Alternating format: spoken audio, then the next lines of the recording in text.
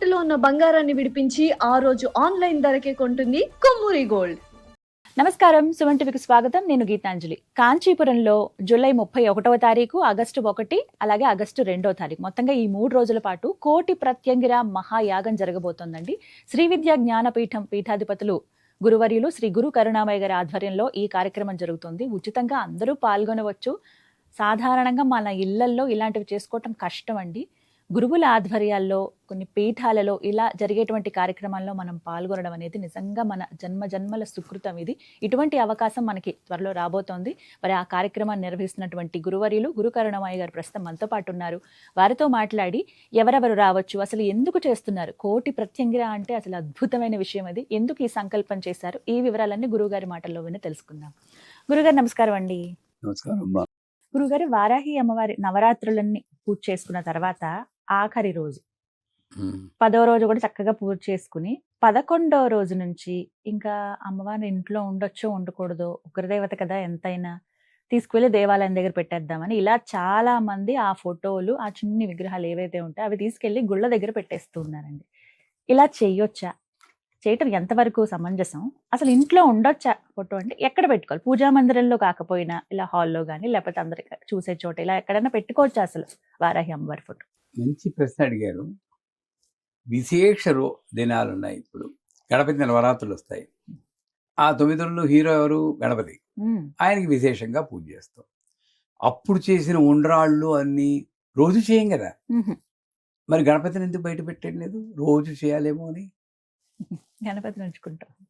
అప్పుడు నేను ఉండ్రాళ్ళు పెట్టాం, పాలవెల్లి కట్టాం, అన్నీ చేస్తున్నాం. ఆ టైంలో ఆయన శక్తి ఎక్కువ ఉంటుంది కాబట్టి దాన్ని ఫలితం పొందడం కోసం చేశాం. సో వారాహి అన్న దేవత ఫోటోల్లోనే పెట్టుకోమంటాం. మా పీఠాల్లో అయితే విగ్రహాలు ఉంటాయి. విగ్రహాలు డెఫినెట్గా మీకు పెట్టుకోవాల్సిన అవసరం లేదు, పెట్టుకున్నా తప్పు లేదు. ఫోటోలు ఉన్నప్పుడు మంచి సలహా మీరే చెప్పేశారు. ఆ ఫోటోల్ని పూజ అయిపోయాక మీకు అంతగా ఫోటో అక్కడే ఉంటే అక్కడే ఉంది, దూపం చూపించాలి అని మనసు పీకుతూ ఉంటే ఆ ఫోటోని లివింగ్ రూమ్, అందరూ వస్తారు కూర్చుంటారు కదా, ఆ రూమ్లో పెడితే చాలా మంచిది. ఎందుకంటే ఆవిడ నెగటివిటీని అబ్జర్వ్ చేస్తుంది కదా. మన ఇంటికి వచ్చిన వాళ్ళందరూ కూడా మంచి భావంతో ఎప్పుడు ఉంటారని అనుకోవడానికి లేదు. బాగా కొంచెం బాగా డ్రెస్ చేసుకుంటే బాగా డబ్బులు ఎంత అందంగా ఉన్నారో అని ఒక ఈర్ష్య వస్తుంది. వచ్చిందంటే మన ఇంటికి ఎఫెక్ట్ వస్తుంది. మన వాళ్ళే కంట్రోల్ చేయలేం, మనుషులే కదండి. మనకి ఇంకోళ్ళింటికి వస్తే మనకి రావచ్చు. అలాంటప్పుడు ఈ వారాహి అన్న దేవత అది అబ్జర్వ్ చేసి వస్తుంది. వాయుమండలంలో ఎప్పుడైనా నెగటివిటీ వస్తే దాన్ని అబ్జర్వ్ చేయడానికి వారాహి ఫోటో బాగా ఉపయోగపడుతుంది. అంతేగాని ఇవి రోజు పూజ చేయాలి అసలు ఆ ఉద్దేశంతో దేవాలయం దగ్గర పెట్టడం తప్పు. ఎందుకంటే ఓకే, నీ ఇంట్లో ఉంటే నీకు పూజ చేయాలేమో, నీకు చెడు లేకపోతే చెడు జరుగుతుంది. రోడ్డు మీద పడిస్తే దేవాలయం పెడితే దేవాలయానికి చెడు జరిగినా పర్లేదా? తప్పే కదా అది. అది కూడా తప్పు. శివుడి మీద శివుడు పువ్వు ఇస్తే ఆ పువ్వు తీసి ఇక్కడ పెట్టుకోవడానికి మా భయం. ఎందుకంటే శ్మశానంలో ఉన్నారు కదా, ఆయన పెట్టుకోకూడదు. అది తీసుకుని నంది మీద పెట్టేస్తారు. వాడు భస్మం అయిపోయినా పర్లేదు మాకు. తప్పేనా? ఇది ప్రసాదమే ఏదైనా అంతే. ప్రసాదం ప్రసాదమేనమ్మా. ఇది నేను పెట్టుకోకూడదన్నప్పుడు నువ్వు ఎందుకు వెళ్ళావు ఇప్పుడు గుడికి? అసలు మనసులో ఎన్ని అనుమానాలు, సందేహాలతో ఉండిపోతామో, భక్తి అక్కడే అయిపోతున్నాం. సో అది చెవిలో పెట్టుకోవడం, తలలో పెట్టుకోవడం, అన్ని దేవతలే. శివుడు ఆవిడే, పార్వతి ఆవిడే, లక్ష్మి ఆవిడే. అలాంటి ఏకభావంతో ఉన్నప్పుడు ఇలాంటిది. నంది కూడా ఆవిడే. ఆవిడ తప్పితే ఏకైవాహం జగత్తిత్ర ద్వితీయా కామా పరా అని ఉంటుంది. నేను తప్పితే ఇంకోడెవడు లేడురా. పశ్యత దుష్ట, చూడరా దుష్ట, వీళ్ళందరూ బ్రాహ్మి మాహేశ్వరి వాళ్ళందరూ నేనే అని లోపల తీసేసుకుంటాను. 10వ అధ్యాయంలో చండీ పాఠంలో. అంచేత ఈ అనుమానాలు అజ్ఞానం నుండి బయటపడినప్పుడు మనకి ఇలా ఫోటోలు బయట పెట్టేయాలి. ఏదో ఆ యంత్రం రాగానే ఏదో ఉద్యోగం పోతుంది అనుకోండి, ఆ యంత్రం తీసుకెళ్ళి మనం ఏమైనా క్షుద్ర యంత్రాలు పెట్టుకున్నావా? పెట్టుకునేది ఏంటి? శ్రీ యంత్రం లేదా వారాహి అమ్మవారు. సో అంచేత అవన్నీ అజ్ఞానంతో చేసే పనులు. అలాంటివి చెయ్యకూడదు అసలు. ఉమ్, మీరన్నట్లు లివింగ్ రూమ్లో పెట్టుకుని పూజ కూడా చేయక్కర్లేదు. ఉమ్, సర్వదేవ నమస్కారం కేశవం ప్రతిష్ఠితి. మీ ఛానల్లోనే ఒకసారి చెప్పాను. ఉమ్, పూజ గదిలో అందరినీ ఇరికించి పెట్టి ఒక స్టోర్ రూమ్లా తయారు చేయకండి. అవును, వద్దన్నారు. వాళ్ళకి ఊపిరాడాలి. చెప్పాను గుర్తుందా? ఉమ్, ఆ ఒక్కొక్క ఫ్రీగా విగ్రహాన్ని తీసుకొచ్చి మీ అబ్బాయిల రూమ్లో ఒకటి, ఉమ్, అమ్మాయిల రూమ్లో ఒకటి, కిచెన్లో ఒకటి, అలా అలా డిస్ట్రిబ్యూట్ చేయండి. ఉమ్, వీలుంటే రోజు ఒక పువ్వు పెట్టండి అక్కడ. ఉమ్, మెయిన్ పూజ ఇక్కడే చేయండి. అన్నీ ఆవిడకే వెళ్తాయి. ఉమ్, ఈ నమ్మకం నాకు ఉండాలి. అక్కడ నుండి నా సగం జీవితం దూపం ఇలా చూపించడం, ఇలా చూపించడం, ఇలా చూపించడం, పువ్వులు పెట్టి ఆ పువ్వు తీయడం, ఈ పువ్వు తీయడం, దీంతో నాకు టైం వేస్ట్ అయిపోయింది. ఉమ్, సో డిస్ట్రిబ్యూట్ చేసి ఒకే విగ్రహం, ఒక దీపం ఇప్పుడు ఎంత ప్రశాంతంగా ఉంటుంది. ఒక నాదం, తంబూర శృతి పెట్టుకుంటే అప్పుడు పూజ గది అంటే ఏమిటో మనకు నిజంగా అర్థమవుతుంది. అంచేత వారాహి నవరాత్రులు చెప్పేం కదా అని చెప్పేసి ఇవన్నీ తీసుకెళ్ళి మళ్ళీ 10వ రోజు గుళ్ళదే పెట్టి ఆ గుళ్ళ వాళ్ళంతా మన ఇద్దరి మీద పడతారు వాళ్ళు. అంచేత మీరే చెప్తున్నారని. ఆ ప్రభావం మాకు రానివ్వకండి. ఏదో మంచి చెప్పడానికి ట్రై చేస్తున్నాం కనుక ఉమ్, మీ ఇంట్లోనే పెట్టుకుని లివింగ్ రూమ్లో పెట్టుకుంటే ఉమ్. బాగా పనిచేస్తుంది. అలాగే వారాహి ఇదే మాదిరిగా చెప్పేటువంటి ఇంకొక దేవత అమ్మవారి అంగరక్షకురాలిగా చెప్తారు, ప్రత్యంగిర అమ్మవారి. అయితే అమ్మవారు కూడా ఒకరి దేవతే కదా ప్రత్యంగిర అంటే. ఆ రూపం చూస్తే సింహం ముఖంతో ఉంటారు. ఆవిడ కూడా భయంకరంగా ఉంటారు కదా, మనం పూజించొచ్చా అసలు? భయంకరంగానే. ఇది చాలా మంది ప్రత్యక్షంగా నన్ను అడిగిన మాట గురువు గారు. గుళ్ళ దగ్గర ఇలా కనిపించినప్పుడు ప్రత్యంగిర అమ్మవారి గురించి మీరు మొన్న ఒక వీడియో చేశారండి, కానీ మాకు ఎందుకో ఏదో తెలియని భయం ఉంటుంది పూజ చేయాలన్నా మొక్కుకోవాలన్నా. అసలు అమ్మవారు ఎందుకలా ఉంటారు, ఏ రూపం అది, ఎందుకు అంటే ఏం చెప్పాలనుకున్నారు ఆ రూపంతో? అందరూ పూజించుకోవచ్చా, నియమాలు ఉంటాయా? కొంతమంది చెప్పారండి ఇలా హోమం చేయించుకోండి ఇలా అని, మంచిదేనా? ఇలా ఎన్నో సందేహాలు అడుగుతూ ఉన్నారు, ఏం చెప్తారు? కొంచెం చిన్న జ్వరం వచ్చితే ఉమ్. మామూలు పారాసిటమాల్ వేసుకుంటే తగ్గుతుంది. అవును. కొంచెం ఓ 10-15 రోజులు ఉండంటే యాంటీబయాటిక్ ఇస్తారు. అప్పటికి తగ్గకపోతే దాని ట్రీట్మెంట్ వేరేలా ఉంటుంది. హాస్పిటల్లో పెట్టి వేరే ట్రీట్మెంట్ అడ్మిట్ ఇస్తారు. అవ్వాలి. అలాగా మన జీవితంలో వచ్చే కొన్ని సమస్యలకి ఒక రకమైనటువంటి శక్తిని నేను ఆరాధిస్తే సరిపోతుంది. కానీ ఇలాగ తెగని సమస్యలతో ఉన్నప్పుడు చాలా ఎక్కువగా దెబ్బలాట్లు, చాలా ఎక్కువగా నరఘోష, శత్రుబాధ. ఈ శత్రుబాధ ఉందో లేదో తెలియదు, ముందు మనకి అనుమానం, వాడు ఏదో చేతబడి చేసేయడము, వీడు చేసేయడము, వాడు చేసేయడం, భయపడుతూ ఉన్నప్పుడు అటువంటి సమయాల్లో మనం రక్షించడానికి ప్రత్యంగిర అన్నాం. ఆవిడ ఉపాసన నేను చేయమంటలేదు, ఆవిడ పూజ చేస్తే మంచిది. పూజ చేసుకుంటే పూజ ఆ పర్టికులర్ ఒకరోజే, ఆ ఒకరోజు 2 రోజులు 3 రోజులు గురువుగారు ఏం చెప్తే అది ఆడ గురువుగారు. ఈవిడ్ని కృత్య అంటారు, నియమించబడినది, పెర్మనెంట్ కాదు, ఈ పని కోసం నియమించారు. సింహముఖి, నారసింహి, అలా పురుషి అనే పదం కూడా ఉంటుంది. అంటే ఆవిడ పని ఏమిటి? అందులో ప్రత్యంగిరలో అథర్వ భద్రకాళి ప్రత్యంగిర, నారాయణ ప్రత్యంగిర చాలా ఉన్నాయి. నాకు సాత్వికమైన ప్రత్యంగిర మంత్రం తీసుకుని మనం చేసుకుంటే మంచిది. ఇప్పుడు మేము సందర్భం వచ్చింది కానీ చెప్తున్నాను, మీకు ఈ పని తెలిసే ఉంటుంది, మీరే పెట్టారు. జూలై 31, ఆగస్టు 1, ఆగస్టు 2, 3 రోజులు కోటి ప్రత్యంగిర. మీరు ఒక ప్రత్యంగిరకే భయపడవద్దు. అసలు కోటి ప్రత్యంగిర నేను చూసి ముందు షాక్ అయ్యాను గురువు గారు, చాలా పెద్ద కార్యక్రమం, ఎలా చేస్తున్నారో అసలు అని అనిపించింది. కోటి ప్రత్యంగిర అక్కడ మీరు మనం ఎందుకు భయపడుతున్నాం తెలుసా అండి? మనల్ని చూసి మనమే భయపడుతున్నాం నిజం చెప్పాలంటే. ఎందుకంటే నేను ఎందుకు ప్రత్యంగిర ఉపాసిస్తున్నానో నాకు అర్థం అవ్వట్లేదు. నేనంటే నేను కాదు, మీరు అందరూ. ఈ ప్రత్యంగిర ఇంత పెద్ద హోమం 1500 మంది దాకా వచ్చి చేస్తున్నారు. 64 హోమగుండాలు పెట్టి పెద్ద ఎత్తునే కోటి ఆహుతులు పడతాయి. సంకల్పం ఏమిటి అన్నది ముఖ్యం. నీ సంకల్పం ఎదుటివాడిని ఎవరినో ఉద్దేశించి వాడిని హింసించాలి ఉంటే ఎవ్వడూ ఒప్పుకోడు అర్థం. అప్పుడు ప్రత్యంగిర అంటే నీకు భయం వేస్తూ ఉంటుంది. ఈ సంకల్పం ఏం చెప్తామో చెప్తున్నాను. అస్మిన్ గృహే అంటే నా ఇంట్లో, ఇదే అక్కడ చెప్పబోయేది. అస్మిన్ బంధుజన గృహే. ఆ హోమం చేయడానికి వచ్చిన వాళ్ళు నాకు 600 మంది పైగా నాకు తెలియదు.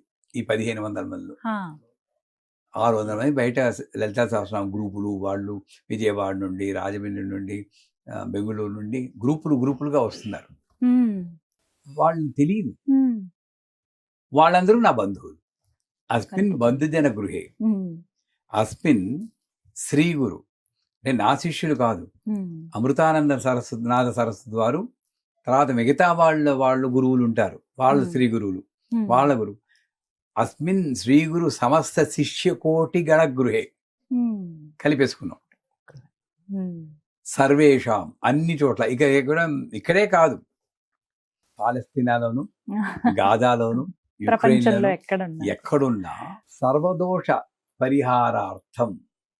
అంటే ఏ దోషం ఉన్నా గ్రహదోష, వాగ్దోష, కర్మదోష పరిహార ద్వారా. ఇకపోతే ఏం కోరుకుంటున్నాను? సద్బుద్ధి, సచ్చింతన, సత్కర్మ యోగ్యత సిద్ధ్యర్థం. ఎక్కడ ఉగ్రం ఉంది ఇందులో? సద్బుద్ధి, సచ్చింతన, సత్కర్మ యోగ్యత సిద్ధ్యర్థం, సద్ధర్మ పరాయణత యోగ్యత సిద్ధ్యర్థం. ధర్మంగా అందరూ నడుచుకోవాలి. అన్యోన్య దాంపత్య సానుకూల సిద్ధ్యర్థం, సకల శత్రు పరాజయ సిద్ధ్యర్థం. నాలో ఉన్న కోపాలు అన్ని పుణ్యకీర్తి సిద్ధ్యర్థం. మంచి పనులు చేసి అందరూ మెచ్చుకుని ఇలాంటి వాడు ఉండాలి అనే పుణ్యకీర్తి సిద్ధ్యర్థం. సద్గురు కటాక్ష సిద్ధ్యర్థం. యథాశక్తి అన్యోన్య సహాయన మహాకోటి ప్రత్యంగిరాహవనం కరిష్యే. చెప్పండి, ఇక్కడ భయపడడానికి ఏముంది? అనుగ్రహించమ్మా, ఇంత అన్ని సాత్వికంగా ఉన్నవే. ఏమీ లేదు, ఉన్నాయి. జిహ్వాం కిలయ బుద్ధిం ఉన్నాయి, అవి జోలికే వెళ్ళొద్దన్నారు మా గురువుగారు. అటు ఆలోచనే వద్దు. ఇంకోటి ఏంటంటే, సామూహిక పారాయణ, సామూహిక హోమాలు ఉన్నప్పుడు ఎవళ్ళు మిస్ చేసుకోవద్దు. ఎందుకంటే ఇప్పుడు కోటి ప్రత్యేకతకు వస్తే ఒకళ్ళు చేస్తే ఒకటే హోమం, కోటి ప్రత్యంగిలో చేసిన ప్రతి ఒక్కళ్ళు కోటి ప్రత్యంగ ఫలితం వస్తుంటారు. అర్థమైందా? మీ అంత శక్తి ఉండకపోవచ్చు, కానీ ఇలా రావటం వల్ల సినర్జీ అన్నారు మా గురువు గారు. ఒకళ్ళు చేస్తే ఎనర్జీ, కలిసి చేస్తే సినర్జీ. అన్ని కలిపి ప్రతి ఒక్కళ్ళు కోటి ప్రత్యంగ చేయాలంటే మీ వల్ల కాదు, నా వల్ల కాదు, చేయలేవు. అంతసేపు అన్ని ఆహుతులు చేస్తూ జీవితకాలం సరిపోతుంది. ఆ కోటి ప్రత్యంగర చేసిన ఫలితం ప్రతి ఒక్కళ్ళకి వస్తుంది. కోటి లలిత పారాయణ, అలా లక్ష కుంకుమార్చన ఇలా చేస్తూ ఉంటాం. నెంబర్ గేమ్లోకి వెళ్ళకూడదు మనం, ఇదంటే నెంబర్ గేమ్. కానీ వచ్చినప్పుడు, అవకాశం వచ్చినప్పుడు శ్రద్ధగా, భక్తిగా, భయం లేకుండా కరెక్ట్గా స్వాహ అన్నప్పుడు, ఇప్పుడు వీళ్ళెవరో తెలియదు, ఎలా చేస్తారో తెలియదు. అసలు ప్రత్యేకరంటే వాళ్ళకి భయం ఉంటుంది, కానీ నాకు వీళ్ళంటే భయం ఉండాలి నిజంగా చెప్పాలంటే. క్షమించాలి. ఎందుకంటే వాళ్ళు ఏం తప్పు చేసినా నాకే వస్తుందండి. శాస్త్రంలో ఎవడు కర్తో నిల్చున్న వాడికి, వాడు తప్పు చేస్తే వీడికి వస్తుందా, వాడు మంచిగా చేస్తే పుణ్యం వాడిదేట. అన్యాయమేనా? న్యాయమే గురువు గారు. మా అందరికి వస్తుంది కదా, సంతోషం. ఒక హోమం జరిగితే 25%, 25% రాజుకి వెళ్తుంది. అంటే ఆ తమిళనాడులో చేస్తున్నాం కాబట్టి ముందు ఆ విజయ్ జోసెఫ్ గారికి వెళ్తుంది, తమిళనాడు ముఖ్యమంత్రి. ఆయన సొంతం కాదు, ఆ 25% పెట్టుకుని తమిళనాడు ప్రజల్ని కాపాడుతుంటాం. దాంతోపాటు దేశ ప్రధాని, దేశ రాష్ట్రపతి వాళ్ళకి వెళ్తుంది, వాళ్ళు ఇచ్చేస్తారు. ఆ ఏరియా ఎంతవరకు కోటి అనేటప్పుడు అంత ప్రభావం ఉంటుంది. 25% చూసేవాళ్ళు, చేయకపోయినా సరే చూసేవాళ్ళకి వెళ్తుంది. 25% చేసేవాడికి వెళ్తుంది, అంటే చేసేవాడు. 25% పరిచారకులకు వెళ్తుంది, నెయ్యి అందించేవాళ్ళు. వాళ్ళు మేము చెయ్యలేదే అని అసంతృప్తి పడతారు. అసలు యాక్చువల్గా చెప్పాలంటే సొమ్మొకరిది, సోకొకరిది. మేమేమో కష్టపడి అలా నిప్పుల్లో చేస్తూ ఉంటాం, మాకు వచ్చేది 25%. వాళ్ళు కూల్గా అందిస్తుంటారు, నెంబర్ సార్లు వాళ్ళకి వచ్చేది 20%. ఈ 25% చేసేవాడికి వస్తుంది కాబట్టి దక్షిణ ఇచ్చి వాడు కొనుక్కుంటాట. మళ్ళీ కర్తకు వచ్చిన 25% మళ్ళీ దక్షిణాపూర్వకంగా కొనుక్కుంటారు. అది వేరేది, దక్షిణ కోరుకోవట్లేదు, ఇదంతా ఉచితం. అదొకటి చెప్పదలుచుకున్నాను. అమ్మవారి అనుగ్రహం ఎందుకు వచ్చిందో, నన్ను పరీక్ష పెడుతుందో అమ్మవారు తెలియదు, కానీ నోటమ్మట మా గురువుగారు ఒకటే పెట్టారు, ఒరే సుబ్బు, డబ్బులు తీసుకుని నువ్వు పూజ చేస్తే అది ఫలించడం కష్టం రా. అమ్మవారి పూజకి వాళ్ళు ఇస్తే తీసుకో, లేకపోతే ఇంత అని అడక్కు అన్నారు. ఎప్పుడో చిన్నప్పుడు. అలాగే వెళ్ళిపోయింది జీవితం, వెళ్ళిపోతుంది 72 ఏళ్ళు. ఈ కోటి ప్రత్యేకరికి చెప్తున్నాను, ఒక్క నెయ్యికి 19 లక్షలు అవుతుంది. 3 టన్నుల నెయ్యి. 3 టన్నులు. ఇంకా హోమద్రవ్యాలంటే జటామాంసి 1.5 టన్స్ అని టన్నులే, కేజీలు ఎక్కడ కనపడలేదు లిస్టులో. దానికి 38 లక్షలు. టెంట్లు మనకి చేయాలంటే టెంట్లు వేసుకోవాలి కదా. 3 టెంట్లు వేసాం, 64. తర్వాత భోజనాలు చేయడానికి 2 టెంట్లు. ఈ టెంట్లు అన్నీ కలిపితే 49 లక్షలు, 48 లక్షలు అయింది అవుతుంది. ఇంకా కడుతున్నారు వాళ్ళు. ఇలా చూస్తే అలా చూడకూడదు, అమ్మవారి పూజకి లెక్క పెట్టుకోకూడదు. కానీ అంటే అందరికీ తెలియాలి, ఎంత మహాయజ్ఞమో తెలియాలని చెప్తున్నాను. ఇలా చూస్తే 1.28 crores దీని బడ్జెట్. 28 లక్షలు. ఏ ధైర్యంతో దిగానో తెలియదు. ఇప్పటి వరకు మాకు వచ్చింది 38 లక్షలు డొనేషన్. మరి ఎలా గురువు గారు? ఆవిడేనా అంత? పీఠం కట్టడానికి డబ్బు ఏదో ఉంటే దాంట్లో చేసేద్దాం అనుకున్నా, కానీ అమ్మవారు రక్షిస్తుంది. ఎప్పుడు ఎంతవరకు ఇన్ని చోట్ల చేసినా కూడా ఎక్కడ బ్రేక్ ఈవెన్ అవుతుంది. నాకు ఎక్కువ డబ్బు రాదు. హోమం చేస్తే డబ్బులు మిగుల్చుకుని అంత ఛాన్స్ ఆవిడ ఇవ్వలేదు. ఇస్తే మళ్ళీ దాని మీద పోతుంది, ఇంకో హోమం చేసి ఇంకొంచెం లాగుదామని. ఎందుకంటే ఆవిడ ఎంతో అనుగ్రహంతో బ్రేక్ ఈవెన్ ఇస్తుంది ఎప్పుడు. No loss, no profit. అదే వస్తుందా? మీరు అందరూ అమ్మవారిని ప్రే చేయండి, ఎలాగోలాగా బతి బట్ట కట్టి చక్కగా అవ్వాలి. సరే. సో ఈ ప్రత్యంగర కృత్యాన్ని ఎందుకన్నారంటే, ఆవిడ్ని నేను ఉపాసన చేసి ఈ ఆవాహన చేసినప్పుడు సింబాలిక్ గా చెప్తున్నాను. ఆవిడ యజ్ఞ పురుషుడు యజ్ఞంలో వచ్చి గణపతి, యజ్ఞ అగ్నిదేవత, యజ్ఞ అధిష్టాన దేవత ఉంటారు. ముగ్గురు వస్తారు ఇప్పుడు యజ్ఞంలో. గణపతి విఘ్నం లేకుండా ఉండడానికి, అగ్ని అసలు మెయిన్ ఆయన. ఈ అగ్ని ఆహుతులను తీసుకుని ప్రధాన దేవతకి మంత్రాన్ని చూస్తాడు. ఓం హ్రీం క్షం భక్షజ్వాల అనగానే ఓ ప్రత్యంగురు అని ఆ ప్రత్యంగకి ఇచ్చేస్తారు ఆహుతి. అందుకే స్వాహ అన్నప్పుడే వెయ్యాలి. ఆ మంత్రంలో చెప్తారు, ఓ అగ్నిదేవా, నేను స్వాహ అన్నప్పుడు నువ్వు లేచి నీ చేతిలా పట్టుకునైనా సరే, నోరు తెరిచైనా సరే, నా ఆహుతిని స్వీకరించి మంత్ర ఏ అధిష్టాన దేవత చెందుతుందో ఆ అధిష్టాన దేవతకి అందించు తండ్రి. అంటే ఏంటి, నేను స్వాహ అనగానే ఆయన ఇలా పెడతారు, మళ్ళీ తీసేసుకుంటాడు, లేదా ఆ అంటారు, నోసిస్తారు. వీళ్ళు ఏం చేస్తూ ఉంటారు, ఎప్పుడు పడితే ఎప్పుడు వేస్తూ ఉంటాడు ముఖం మీద. తప్పేనా? సో అక్కడ ప్రతి హోమగుండం దగ్గర మా సీనియర్ ఉపాసకులు ఉంటారు. వాళ్ళు ముందు స్వాహా ఏం చేయక్కలేదు. వీళ్ళు నాకు హోమం రాదనక్కలేదు. మామూలు ఇండస్ట్రీలో పనిచేసే లేబర్ కూడా వస్తున్నారు. అది నాకు ఆనందం. వాళ్ళు చేస్తుంటే నిజంగా మనం ఏదో మంత్రాలు వచ్చింది, వాళ్ళు ఏమీ రాదు, నమ్మకం ఒకటే. వాళ్ళ చేతి కూడా చేయిస్తున్నాం. స్వాహా స్వాహ సిస్టమేటిక్ గా నువ్వు ఈ చెయ్యి వెళ్ళాలి. అందుకని భక్తిగా ఇలాగే వేయాలి. ఇలా వేస్తే విసర్రం, ఇలా వేస్తే సమర్పయామి అలా చేస్తుంది. అంచేత కృత్యం అంటే నేను ఆవిడికి టార్గెట్ చెప్పాలి. ఇక్కడ మన టార్గెట్ ఏంటి, నాలో ఉన్నటువంటి చెడు స్వభావాలు ఎలా ఉంటే నాకు ప్రతి ఒక్కడు వాడే అనుకుంటాడు, ఇంకోటి గురించి అడగడు. అది పోయి శాంతంగా ఉండేటట్టు మంచి సౌభాగ్యం ఉండి చేయాలి. చేసేస్తుంది ఆవిడ. దీంట్లో ఎక్కడ భయపడుతున్నారంటే, కొంతమంది వేరే విధంగా ఉపయోగించుకునే వాళ్ళు ఉన్నారు. ఇక్కడ నేను చెప్పట్లేదు. భారతంలో పాండవులు కౌరవులు ఉన్నప్పుడు ఆ కౌరవులు దక్షిణ భారతదేశంలో ఒక బ్రాహ్మణ్ణి ఉపయోగించుకుని పాండవుల్ని పంపించేయడానికి ప్రత్యంగిర హోమం చేయమన్నారు. ఇప్పుడు కత్తి ఉందనుకోండి, పొడవడానికి ఉపయోగించవచ్చు, సర్జరీకి ఉపయోగించవచ్చు, పళ్ళు కట్ చేసి పెట్టడానికి ఉపయోగించవచ్చు. కత్తి తప్పంటే ఎవరు వాడేవాళ్ళ, నువ్వు వాడి విధానం తప్పు. దానికి ఉపయోగపడుతుంది ప్రత్యేక. కానీ నేను అలా ఉపయోగించాను, పళ్ళు కట్ చేసుకొని తింటున్నాను అంతే, నా వరకు సుఖంగా శాంతంగా అని చెడు ఏమీ లేకుండా. సో వాళ్ళు ఏం చేశాడు, ఆ బ్రాహ్మణులు చేసాడు. చేసి వాళ్ళు కూడా సంకల్పం ఏమిటి అని చెక్ చేసుకోవాలి కర్త. మీరు వచ్చి అడిగారు అనుకోండి, మీరు కాదు ఎవరో వచ్చి అడిగారు అనుకోండి, అలా వాడు నాకు చాలా మోసం చేశాడండి, ప్రత్యేకంగా ఏదో చేయండి అంటే, నేను చేస్తే నాది తప్పు, అది చేయకూడదు. సో వాళ్ళు లేపేటప్పుడు ఎక్కరా అంటే పాండవుల్ని తినేసేయి చంపేసేయాలి. ఈవిడ వెళ్ళింది అక్కడ. అక్కడ అప్పుడు యక్షుడు ప్రశ్నలు వేస్తున్నప్పుడు తెలుసు కదా, ధర్మరాజు అన్నిటికీ నా వేగమైంది ఏంటంటే మనస్సు అలా చెప్తుంటారు. ఈ నలుగురు శ్రోత పడిపోయి ఉంటే ధర్మరాజు మాత్రం ఆన్సర్ చేస్తుంది. ఈవిడ వెళ్తే ఎందుకు వచ్చావంటే పాండవుల్ని తినేయడానికి వచ్చావంటే నా అధీనంలో ఉన్న వాళ్ళు ఏమీ చేయలేవు అన్న.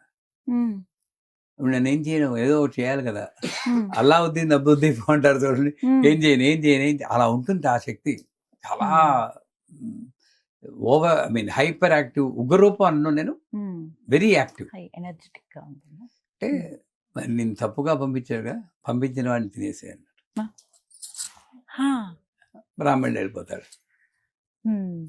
అలాంటి ప్రయోగాలు మనం వాటి జోలికే వెళ్ళకూడదు. ఈ సంకల్పం చెప్పింది ఏంటంటే అన్ని సుఖంగా. బ్యూటీ అంటే ఈ హోమంలో యుక్రెయిన్ నుండి వచ్చి ఒక శిష్యుడు వస్తున్నాడు, రష్యా నుండి వచ్చిన శిష్యుడు వస్తున్నాడు, పాలస్తీనా నుండి వచ్చిన శిష్యుడు వస్తున్నాడు. వాళ్ళందరూ ఇద్దరు కొట్టుకునేవాళ్ళు. కానీ ఇక్కడ కలిసి ఎవడు విజయ్ ఎవరు కోరుకుంటున్నాడు, అది అమ్మవారు పంపిస్తుంది. వాళ్ళిద్దరిని పక్క పక్కనే కూర్చోబెడతాను నేను. నిజానికి వాళ్ళకు కూడా లేదు. లాస్ట్ టైం వచ్చినప్పుడు కూడా కాగలించుకున్నారు వాళ్ళు. ఇప్పుడు వాళ్ళ పై వాళ్ళ అహంకారాలు బట్టి, కానీ మనుషుల్లో ఏముందమ్మా అంటే ప్రత్యంగిర అంటే సింహముఖి, హిసి హింస ఇది సింహ అని వ్యాకరణ ప్రయోగం ఉంది. సింహము అనేది తిరిగితే హింస వస్తుంది. అంటే హింస నుండి నిన్ను రక్షించేది సింహం. శ్రీమత్ సింహాసనేశ్వరి అని లలితా సహస్రం వస్తుంది. ఆవిడ సింహాసనం మీద కూర్చుందంటే రాజు కూడా సింహాసనం మీద కూర్చోవాలండి.